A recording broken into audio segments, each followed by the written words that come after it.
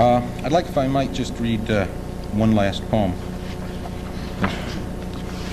This is called Elegy for William Lebo. And William Lebo was a school friend of mine when very early elementary school. I remember him mostly in the 3rd grade, but I think he stayed with us till maybe the 5th or 6th or something like that. But he died in the 7th grade. And he was the dumb kid in class.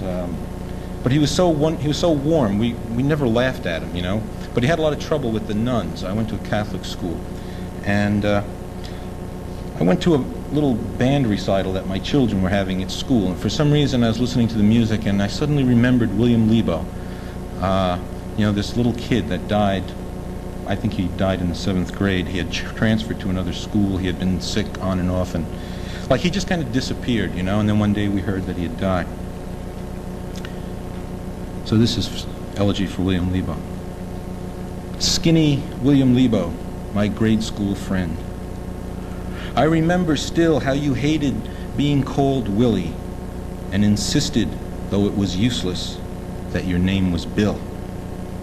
It's strange how I find myself thinking of you here some more than 30 years later at this Christmas band recital, watching as my kids play in the school auditorium, filling the room with their off-key, sour chromatics.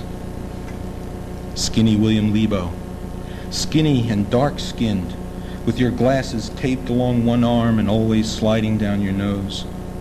Skinny William Lebo, your crew cut in summer, making your ears stick out even more.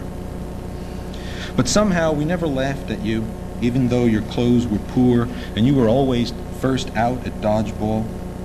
Or when you didn't do your homework and Sister Alice, that tormentor of the souls of boys, ridiculed you till you burst into tears in front of us.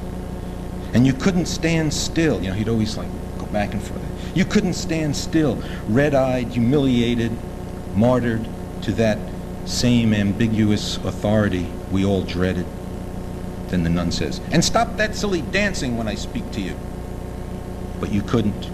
And she slapped you again, your skinny body shaking, rocking from foot to foot, fragile in your awkward pants and wrinkled shirt. Skinny William Lebo, all your troubles, homework lost or incomplete, tests flunked endlessly, broken glasses, plain dumbness. I can still see your oversized, illegible handwriting, the paper half blank, worn and crumpled, covered with tiny rolled crumbs of soap eraser. But there was no bravado, no heroics. It was desperation kept you going. You had no choice but cling to what dignity you could, wrinkled clothes and all. And that day, you let fly your skinny rage, swinging wildly, hitting Sister with your hat. You couldn't put up with it anymore, and she dragged you off screaming and yelling to the office. Skinny William Lebo, you were my friend a while, sometime between 3rd and 5th grades, before you disappeared somewhere between 6th and 7th. We thought it was all that trouble and bad grades finally got you kicked out. But then, months later, there were rumors about public school, and then something about illness. All I remember is, it was summer when we'd heard you died. Some spinal disease, some unknown ugly sickness. Even now, I don't know what it was. I remember it was during baseball when someone said, "Hey, William Lebo's dead." But by then, you were already a ghost to us, gone from the daily life of school and play.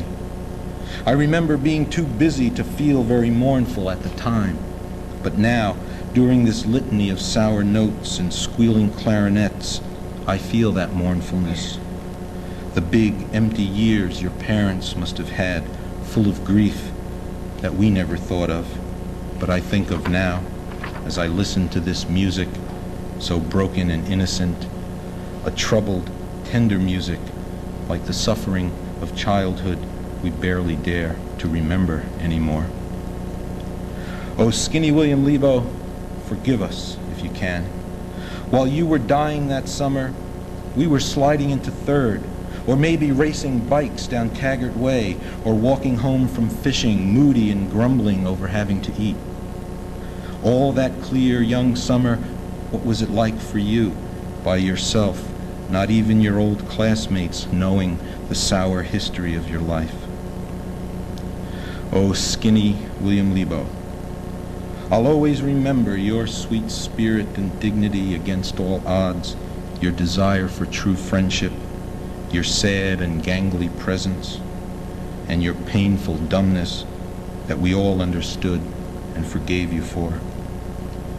I hope there is a heaven, at least for kids like you, someplace safe from ugly death and spinal diseases and rancid nuns who never knew your beauty, William Lebo.